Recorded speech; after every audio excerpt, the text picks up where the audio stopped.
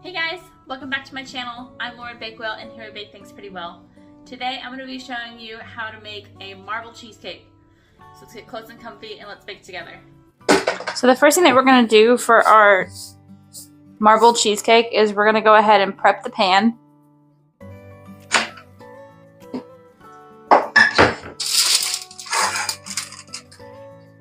I'm just going to show you like the easiest way that I do it, just to get parchment on there. So you're going to get a springform pan, you're going to take out the bottom, and then you're going to lay your parchment paper on top of your bottom piece, and then you're going to have this stretched out as far as it'll go. Put it over your circle, press down, and squeeze it. And there you go. Your bottom is secure. And whenever you're taking your cheesecake out, you'll also have something to hold on to help pick it up. So to this, I'm just going to go ahead and put a little bit of baking spray on the sides, just so it doesn't stick.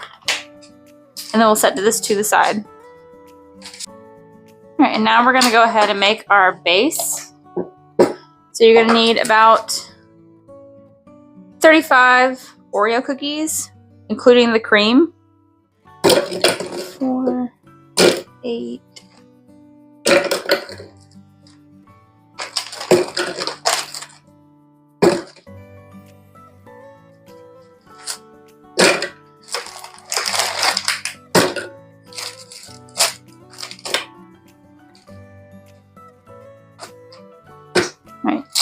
And then you have a couple to snack on later. I'm going to go ahead and grab my salt. I just need 1/4 of a teaspoon of salt.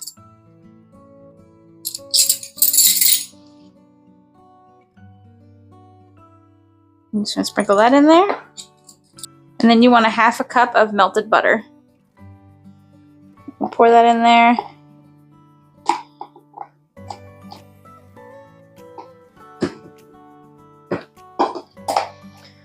And you'll get this in your food processor. And then you want to pulverize it until it becomes nice and crummy, but like you can compact it. I know that this is going to be very loud.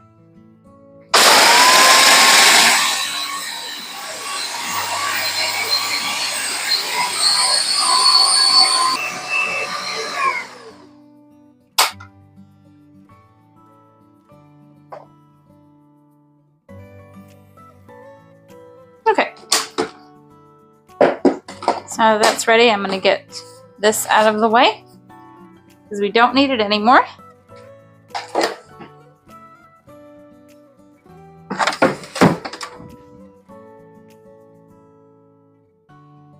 We're going to bring our pan over. Now this is supposed to make, I think it's a, what is this one?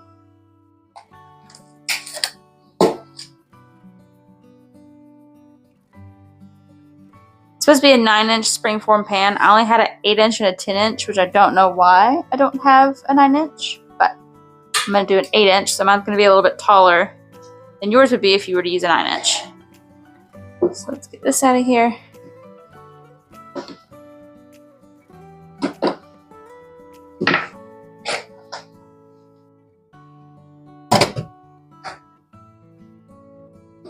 And you just want to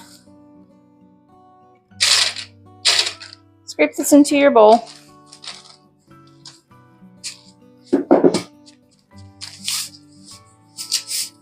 Or your pan, sorry, it's not a bowl.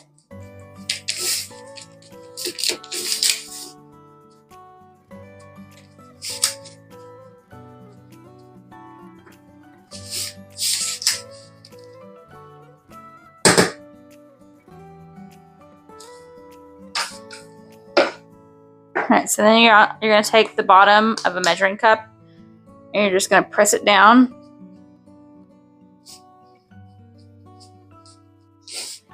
Just to get that bottom nice and sturdy.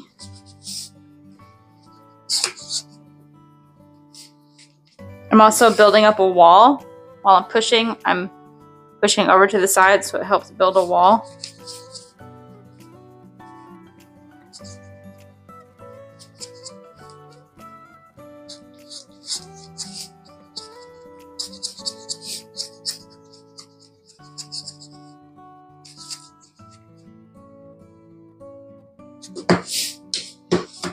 You don't want to forget the middle.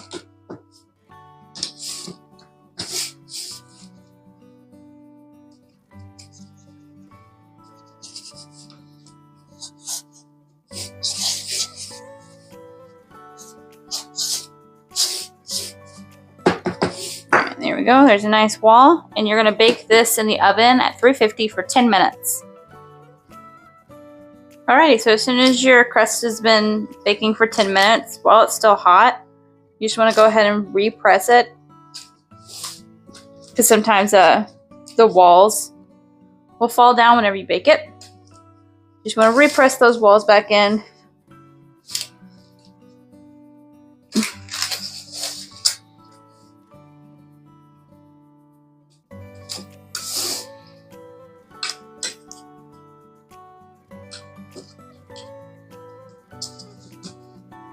Alright, there we go. We're just gonna let this sit over to the side to cool.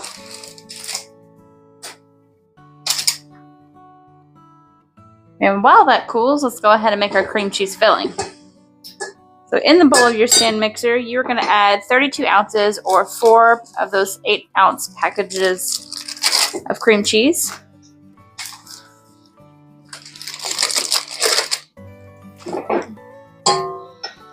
You're going to go ahead and use a paddle attachment. And you do want these to be softened, so it's just easier to mix. And we're going to go ahead and beat that cream cheese.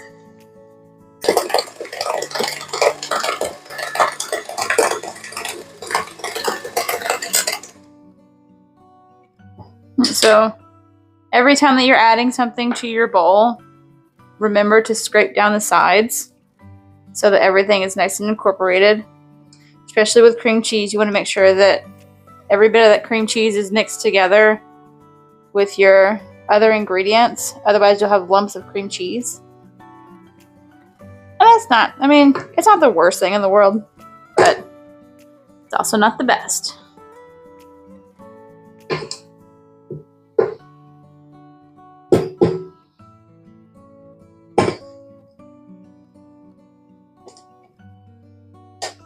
Alright, I'm just gonna take this off to move it, because I'm going to now sift in my cornstarch and sugar. And I just sift it in so that there's no lumps.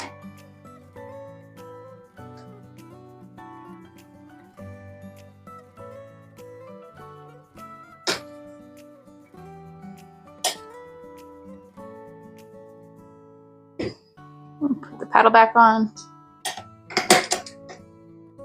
and mix.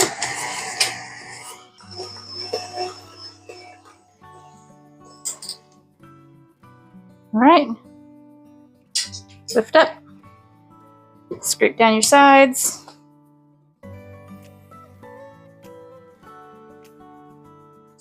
Always scrape the bottom.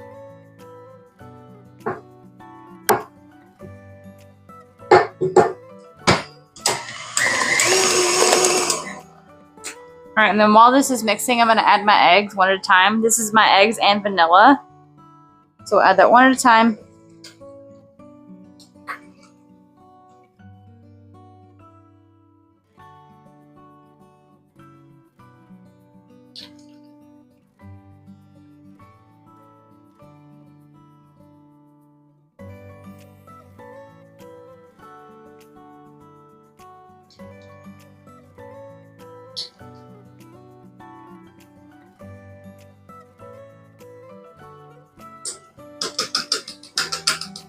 Alright.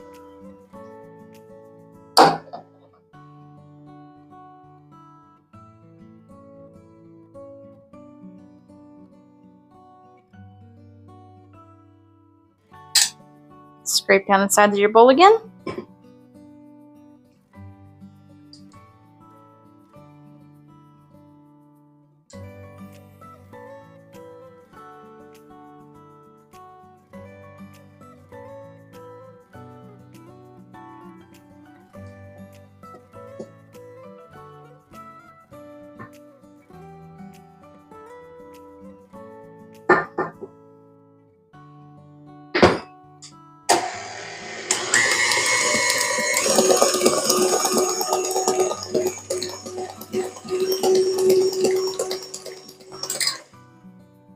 Right, now to this, you're going to add your sour cream.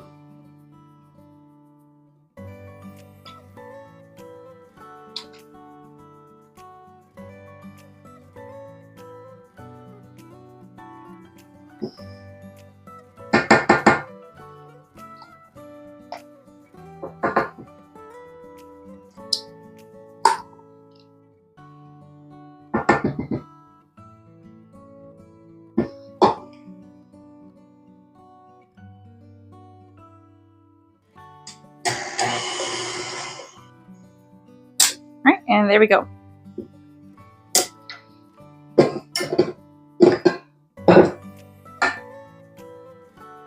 Go ahead and scrape off my paddle.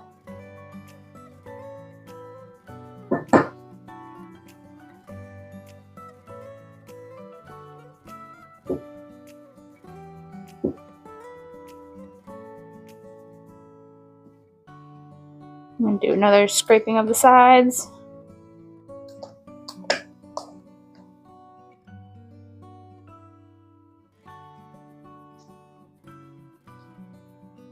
Alright, so our mixture is nice and smooth. So now we're going to take this and we're going to divide it in half. Put half of it into a separate bowl.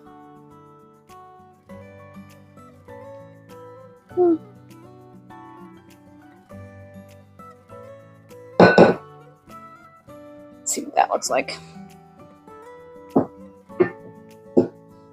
That looks about right. So now I'm going to take my 4 ounces of semi-sweet chocolate and I'm going to go ahead and put this into the microwave on 30-second intervals until it's all melted, and then we'll add it to one of these cheesecake batters. Okay, so my chocolate is all melted. I'm going to go ahead and add it to this bowl.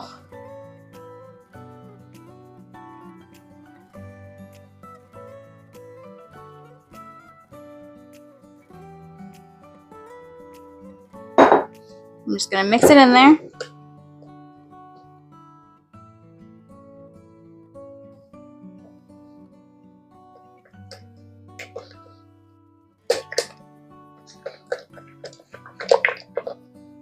Until it's all combined. Scraping that bottom and the sides. Alright, there we have it. So now we have chocolate and we have our regular cheesecake. So now, I'm going to go ahead and get our pan over here.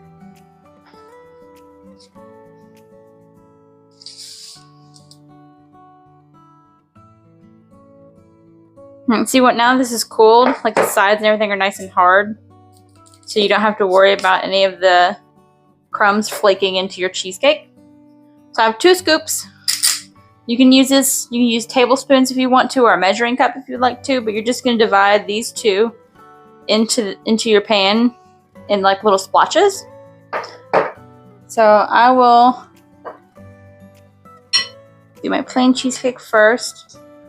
I'm just going to do just a couple of drops.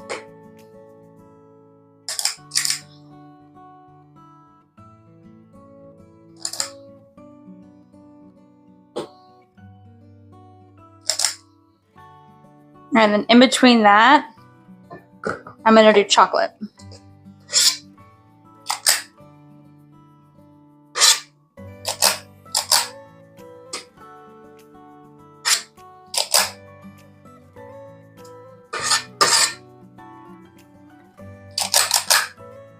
And you're just going to keep doing that until all of your mix is gone. Okay, so once all of your cheesecake is distributed in your pan, you're just going to take a knife and you're just going to try to go down to the bottom and don't cut into that crust, and you're just going to swirl it all the way around. I like to swirl from the outside in, so you have like a nice pretty swirl. And then you can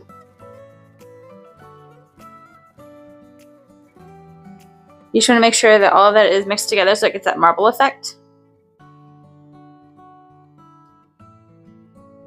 I have a smaller cheesecake, is like a This is going to be for one of my husband's friends.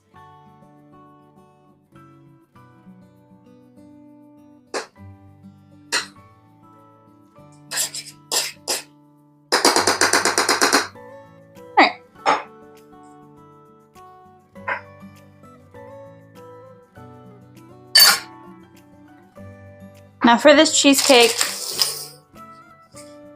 you do want to make sure that you have 2 racks. And on the bottom rack, you're going to put a 9x13 pan and put some water into it. I suggest putting the pan into the oven and then pour the water into the pan so that you don't slosh water all over the place. That's what I'm going to do. And these are going to bake for somewhere between an hour and a half to maybe an hour and 45 minutes. These are kind of small, so they might take less time. But if you're doing a 9-inch cheesecake, it may take about an hour and 45 minutes. So you're going to have 2 racks. Bring out your bottom one. Put your 9x13 pan down in the middle. And then you just want to pour some water into that.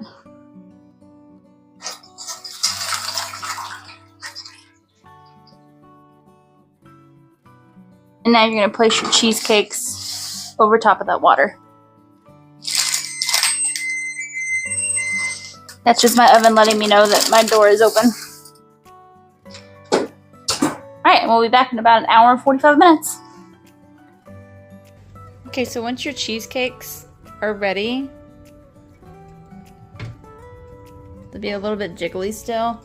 Mine kind of cracked, but it'll be okay.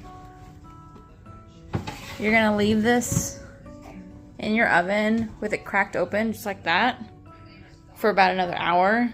And that's just to bring it down to temperature without it just completely collapsing. So after my cheesecake was sitting in the oven for an hour with the door cracked open, I put it into the fridge for 8 hours uncovered until it was completely chilled. And look at this. You see that beautiful marble effect? It's so good. Mine did crack a little down the middle, but it's perfectly fine. If you don't like that, you can always like add a chocolate sauce on top and it hides it.